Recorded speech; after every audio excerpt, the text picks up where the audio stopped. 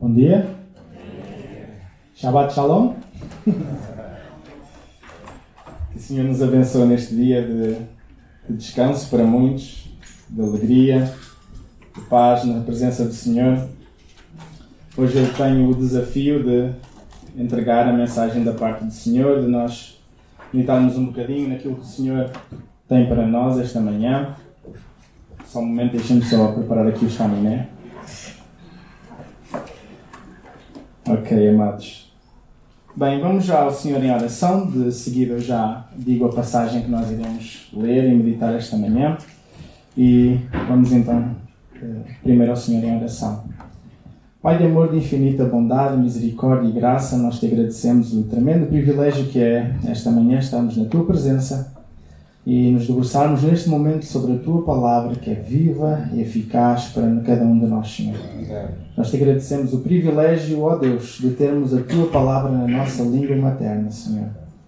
E de neste momento podermos ser guiados por ti, pelo teu Santo Espírito, a aprendermos mais de ti, para te conhecermos mais e melhor e termos o nosso peito inflamado, Senhor, para levar àqueles que estão à nossa volta a mensagem de salvação que um dia também nós recebemos, se é que já recebemos, Senhor. Pai bendito, sei então com cada um de nós, em particular com cada um dos desafios pessoais de cada um. E Deus, não permitas que nós saiamos daqui os mesmos que entramos, mas que de facto a tua palavra venha a fazer profunda morada no nosso coração e que nós não sejamos meramente ouvintes, mas sim praticantes da tua palavra. Amém. Sei com cada um de nós, dá-nos a tua graça, que de facto seja a tua palavra a ser aqui pregada esta manhã e nada mais. É isto que nós te pedimos e agradecemos em nome de Jesus, dizendo Amém. Então, amados, a passagem desta manhã fica na primeira carta de Pedro, capítulo de número 2, versículos 9 e 10. Primeira de Pedro, capítulo de número 2, versículos 9 e 10. Passagem muito conhecida. Creio que, no mínimo, já ouvimos umas 10 vezes essa passagem, possivelmente, ao longo da nossa caminhada cristã. Talvez basta estarmos 10 meses numa igreja e já ouvimos esta passagem umas 10 vezes. Uma passagem relativamente conhecida, como eu disse, mas que eu creio que muitas vezes nós passamos assim um bocadinho panoramicamente sobre as coisas e não nos atentamos àquilo que nós estamos a ler. Tal como muitas vezes quando nós, quem já fez algum tipo de viagem de avião ou avioneta ou algo assim do género, quando nós sobrevoamos uma região, nós olhamos, achamos que vemos tudo, mas em suma quase que não vemos nada, porque é tudo tão miudinho, tão pequenininho, já nós só vemos panoramicamente as coisas e de facto não sabemos, não conseguimos obrigatoriamente ver as pessoas que estão lá em baixo, o que é que estão a fazer ou a deixar de fazer. E eu creio que esta passagem é uma daquelas que nós, como cristãos, isto é uma, digamos assim, uma autocrítica, às vezes nós passamos assim, muito panoramicamente sobre esta passagem. Eu creio que até relativamente é fácil decorar esta passagem. Talvez nós tenhamos minimamente tipo aquela cantilena da tabuada, temos mais ou menos esta passagem quase que decorada ritmicamente na nossa cabeça, mas de facto nós não tomamos realmente, não é, digamos que tomamos posse, mas no sentido não nos apropriamos de facto do que aqui estamos a dizer sobre nós e aquilo que Deus diz sobre nós também. Então vamos fazer a leitura desta passagem. Vamos ler na versão Almeida século XXI, que eu creio que também é a versão que usam aqui na igreja. E então, até não sei se é ou não habitual, mas até vou convidar para que todos possamos ler, todos juntos, esta passagem. Como disse, 1 de Pedro 2, 9 e 10. Então, mais um minuto. 1 de Pedro 2, capítulo 2, versículos 9 e versículo 10. Então vamos ler todos juntos. Se possível, aqueles que puderem, vamos nos colocar de pé, em reverência à palavra do Senhor para a leitura desta passagem. E vamos então ler todos juntos aquilo que aqui diz.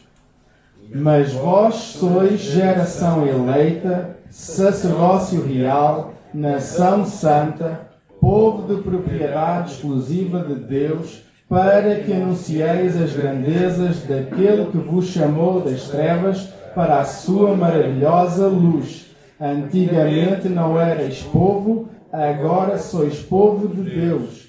Não tinhais recebido misericórdia, agora recebestes misericórdia. Então, até aqui a palavra do Senhor, podem se sentar.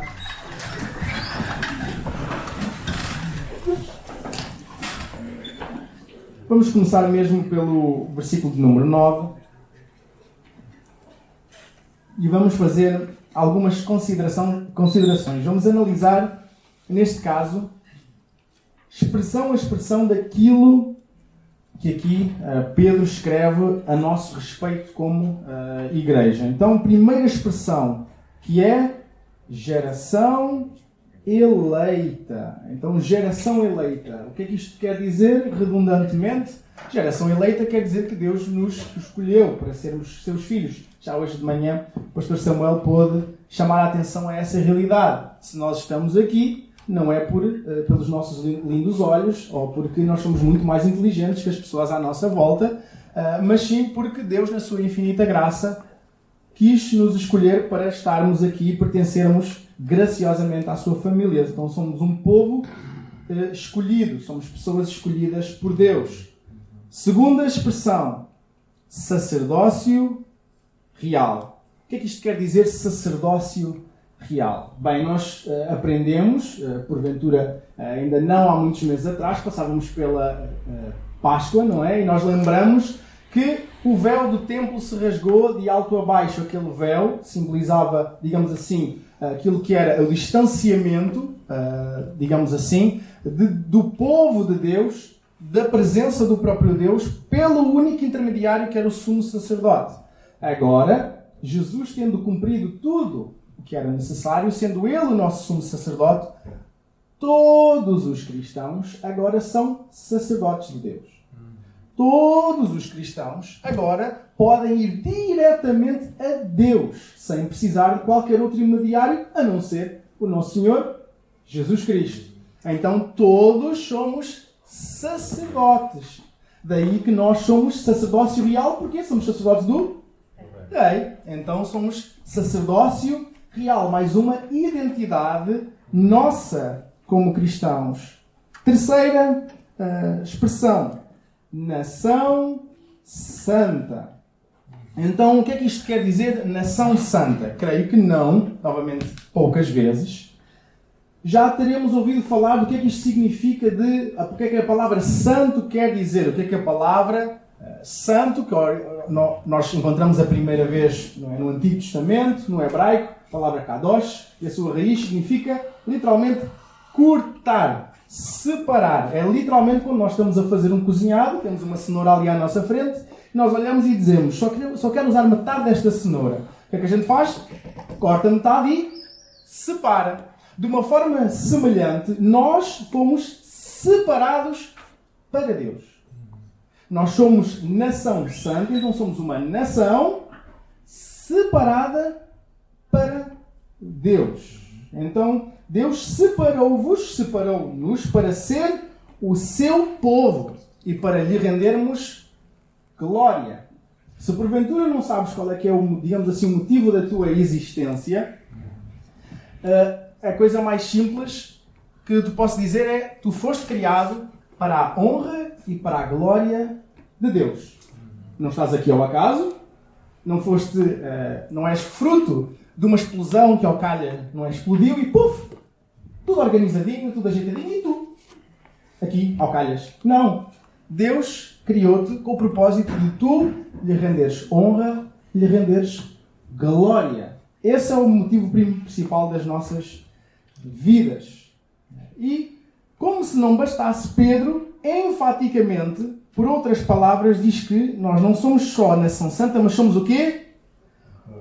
Povo de propriedade exclusiva de Deus. De certa forma, que é redundantemente o mesmo que ele disse em sermos nação santa, mas ele repete por outras palavras. Atenção, vocês são nação santa. São povo de propriedade exclusiva de Deus. E isto até gostava de, aproveitando esta repetição que Pedro faz, E lembramos que, de facto, sempre que na palavra do Senhor alguma coisa é repetida, é enfatizada, é realmente para que nós... presta atenção a isto. Presta atenção a isto. Jesus fazia isso muitas vezes. Acima de tudo, quando ele ia dizer alguma coisa assim aparentemente bombástico, digamos assim, ele virava-se, em verdade vos digo, e o povo, calma que ele vai dizer aqui alguma coisa de importante. Porque tem a ver mesmo até com o aspecto cultural do hebraico. Quando eles querem dar ênfase a uma coisa, eles repetem a mesma coisa mais do que uma vez. Não sei se se lembram, por exemplo, em Isaías 6, quando Isaías diz que tem aquela visão de Deus sentado no seu alto e sublime trono, e diz que o que é que os querubins exclamavam? Santo, Santo, Santo. Isto tem mesmo até a ver com a gramática deles, que naquilo que traduzido em português é Deus é o grau supremo, absoluto, relativo, de absoluta superioridade do que é ser santo. Esta ênfase, esta repetição está a dar mais carga, mais peso àquela afirmação. Neste caso, não é? Pedro está enfaticamente a repetir esta questão. Vocês não só são nação santa, mas são povo de propriedade exclusiva de Deus. O que é que isto redundantemente pode, ou deveria nos chamar a atenção? Ponto número 1, que eu gostava aqui de chamar a atenção. Nós não fomos criados para as nossas agendas pessoais. Nós não fomos criados para os nossos planos pessoais. Nós não fomos criados para os nossos sonhos pessoais. Nós fomos criados para Deus. Nós fomos pagos com um alto preço. E nós agora, de facto, pertencemos-lhe. Quando dizemos que o Senhor é o nosso Senhor, não é que Ele, de facto, é o nosso Senhor. Isto não é meramente uma expressão. Então, de facto, aquilo que deve ser o desejo dentro do nosso coração é que a nossa agenda seja a agenda de Deus para nós. Os nossos planos sejam os planos que Deus tem a nosso respeito. Os sonhos que nós queremos desenvolver seja de facto aquilo que Deus tem como vontade dele para a nossa vida. Ele que nos ensina, não é? Fala pela boca do apóstolo Paulo, em Romanos 12:2, que a vontade dele é o quê? É boa, é agradável e é perfeita para nós. Então também nós não precisamos de ficar desconfiados daquilo que Deus tem ou quer a nosso respeito. Então, como eu disse, nós somos povo de propriedade exclusiva de Deus. Então, ponto número 1, nós não fomos criados para a nossa agenda pessoal. Depois, nós também não fomos criados, digamos assim, para a agenda daquilo que seja a nossa carreira ou o nosso trabalho. Nós não pertencemos ao nosso patrão. Nós não pertencemos à nossa empresa. Redundantemente, nós pertencemos a Deus. Nós pertencemos a Deus. Então, a nossa forma de pensar e a nossa forma de fazer o que quer que seja deve ser realmente sempre assentado nesta consciência. Eu não estou aqui ao calhas. Eu não estou aqui meramente para os meus projetos, para, como nós aprendemos muitas vezes na escola, não é? Nós, como seres humanos, nascemos, crescemos, não é? Reproduzimos-nos e morremos. Mas nós não somos chamados para isso. Nós somos chamados, novamente, para servir ao Rei dos Reis e ao Senhor dos Senhores. Cada um de nós numa área diferente desta sociedade, e é necessário que haja cristãos em todas as áreas de ação, de atividade da sociedade, pelo menos esse é o meu entender, que é necessário que haja cristãos em todos os locais, em todos os tipos de profissão, claro, profissão que de facto é profissão, e é necessário realmente, cada um de nós é necessário na obra do Senhor. Porque Deus quis nos usar como seu povo de propriedade exclusiva, como sua nação santa, como seus sacerdotes. Ele quer nos usar cada um de nós em cada uma das áreas. E todos, por sua vez, fomos munidos com dons e talentos para serviço do Senhor. Mas bem, depois de Pedro, no início do versículo 9, desculpem, fazer esta introdução e falando de algumas destas identidades que nós temos nele, ele fez tudo isso que está dito aqui acima sobre nós atribuiu-nos todas estas qualidades, deu-nos todas estas características em termos da nossa identidade dele, como disse, mas com um propósito. Com um propósito. Já falámos um bocado desse propósito, mas é interessante que o próprio versículo fala do propósito com que Deus nos trouxe e nos deu todas estas características, digamos assim. O que é que diz na segunda parte do versículo 9? Para que anuncieis as grandezas daquele que vos chamou das trevas para a sua maravilhosa luz. Então nós somos geração eleita, sacerdócio real, nação santa, povo de propriedade exclusiva de Deus, para que anuncieis as grandezas daquele que vos chamou das trevas para a sua maravilhosa luz. Então logo aqui mais duas coisas bem interessantes. Ele, não é? Nos trouxe para si com um propósito. Para nós que anunciarmos as suas grandezas. Já Spurgeon, não sei se vocês já ouviram alguma vez algo deste pastor do século XIX. Tem vários livros de devocional, por exemplo, da sua autoria, várias pregações que nós, inclusive, agora ainda podemos ver, ou ler e até ouvir irmãos a declamar. Mas este, que é o chamado príncipe dos pregadores, porque na sua altura em que não havia microfones, não havia câmaras, não havia internet, não havia nada desta amplificação do que é som, ele pregou para milhares e milhares e milhares de pessoas. E ele dizia que cada cristão ou é um missionário ou é um impostor. Cada cristão ou é um missionário ou é um impostor. Por que é que ele dizia isto aparentemente tão pesado? Porque todos nós temos de ter esta consciência de que nós somos chamados a anunciar as grandezas. Deus não nos salvou meramente no ok, tu estás salvo, agora pronto, fica aí quietinho no teu cantinho até que eu te chamo de volta para casa. Não, nós fomos chamados para anunciar as suas grandezas. Novamente, onde quer que nós estejamos. Alguns são chamados de facto a ser missionários transculturais, não é? A outras nações. Inclusive nós já conseguimos fazer missões transculturais aqui mesmo em Portugal. Mas somos chamados, não é, a irem para longe das suas casas e tudo mais. Mas outros de nós somos chamados a ser missionários na nossa Judeia, na nossa Jerusalém, não é? Na nossa Samaria. Enquanto outros irmãos vão até mesmo até aos confins da terra. Mas todos temos de ter esta consciência. Eu sou chamado. Eu sou chamado. E sou chamado a anunciar. E é engraçado isso também. Às vezes nós temos a consciência de que só os pastores, só os missionários, os seminaristas é que têm uma chamada da parte de Deus. Não é isso que eu estou aqui a ler. Aqui diz que quem é geração eleita, quem é sacerdócio real, quem é nação santa, quem é povo de propriedade exclusiva de Deus, é chamado. Então quais de nós é que são chamados? Todos.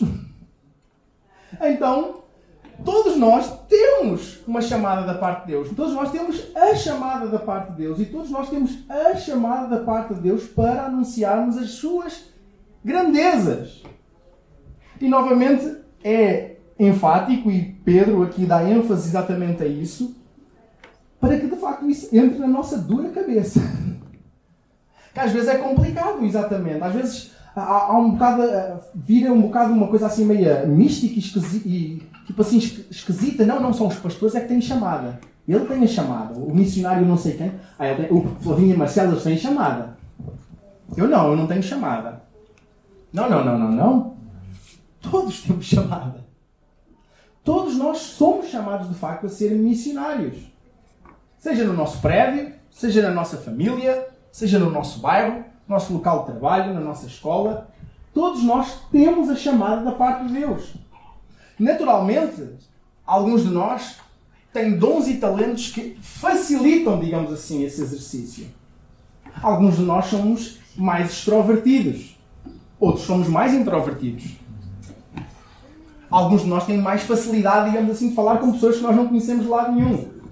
Outros de nós nem por isso. Mas isso não quer dizer que todos não tenhamos, de facto, da parte do Senhor, a chamada para anunciar as suas grandezas.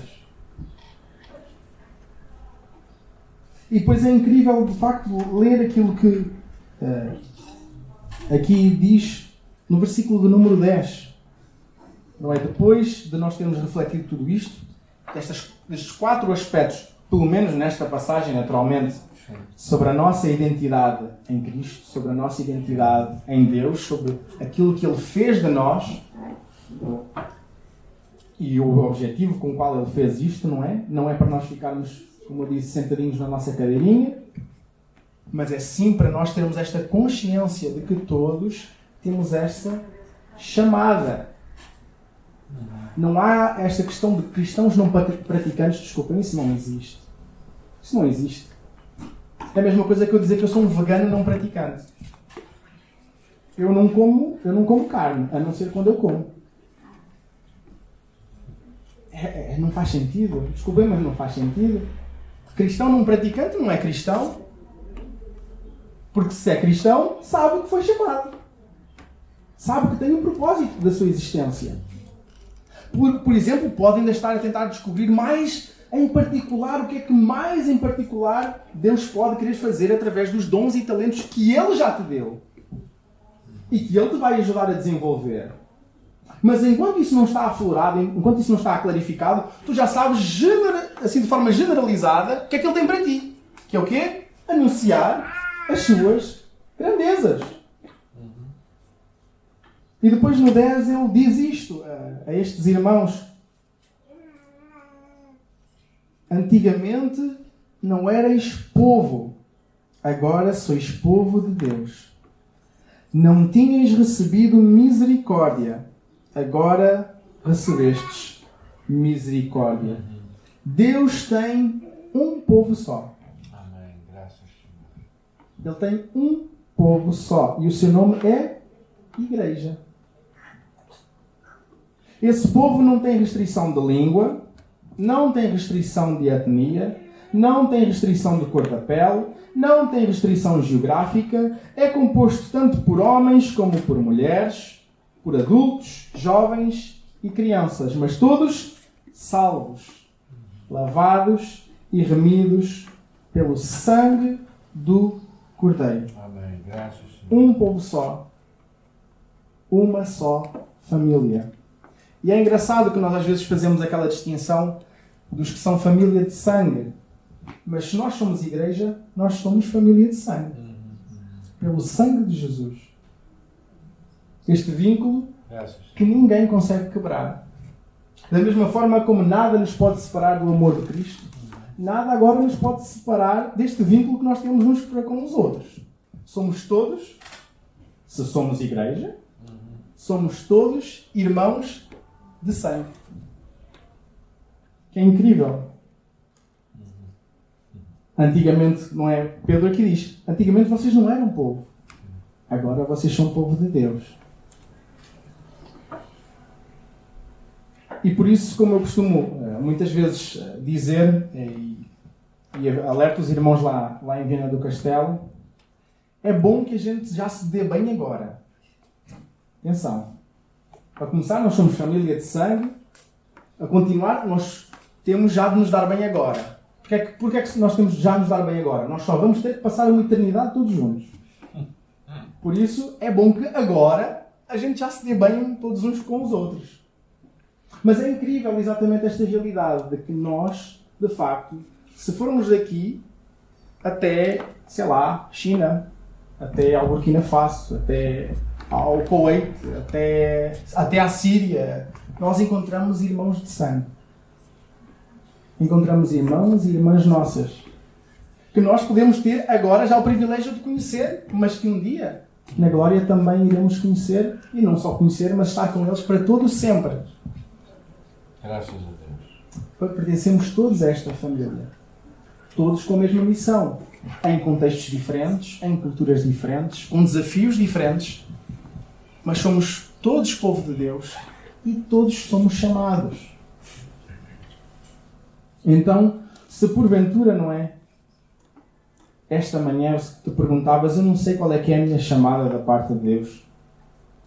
Eu não sei o que é que Deus de facto tem para a minha vida, não é? Eu não sei qual é que é o plano que Deus quer realizar na minha vida. Uma coisa tu já podes ter a certeza hoje, é que tu, ponto número 1, és chamado. Tu foste chamado. Tu tens a chamada da parte de Deus. Ele te chamou para quê? Para anunciar as suas grandezas. Ele que foi lá, como ainda há bocado nós, de certa forma, cantámos, foi lá, escalou montanhas, destruiu muralhas, foi atrás de nós, literalmente, e nos arrancou das trevas. E nos trouxe para a sua maravilhosa luz. Então eu creio que nós, só a começar por aquilo que Deus já fez por nós, já temos muito para partilhar com aqueles que estão à nossa volta. Só a começar exatamente pela obra transformadora que o Evangelho de Jesus operou no nosso coração, já temos o mínimo, digamos assim, para partilhar com aqueles que estão à nossa volta. E, de facto, confiar. Muitas vezes, novamente, é falta de confiança da nossa parte. Quando digo confiança, digamos, a dimensão da fé tem a ver com confiança. Quando falamos em ter fé em Deus, no sentido de ter confiança em Deus.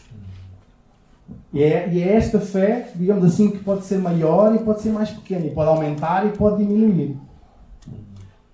Às vezes falta-nos fé em Deus, falta-nos confiar. Porquê? Porque nós devemos ter esta consciência que isso não somos nós, na nossa grande habilidade, na nossa grande oratória, que vamos conseguir salvar alguém, digamos assim. Cabe a nós simplesmente ser fiéis à mensagem que nós recebemos. Porque o milagre é de Deus. O mesmo milagre que um dia Deus operou no teu coração e no meu coração, Ele tem todo o poder para operar, seja aparentemente no ateu mais cético, ou seja, naquela pessoa que já cresceu num lar cristão, já vive dentro da igreja, mas que ainda de facto não conheceu o Senhor Jesus. Eu fui assim durante 18 anos da minha vida. Praticamente que nasci nos bancos da igreja. Mas como eu ontem ainda conversava com o meu pai do lado da Sara, que não é o facto de alguém nascer num aeroporto que faz dele um avião.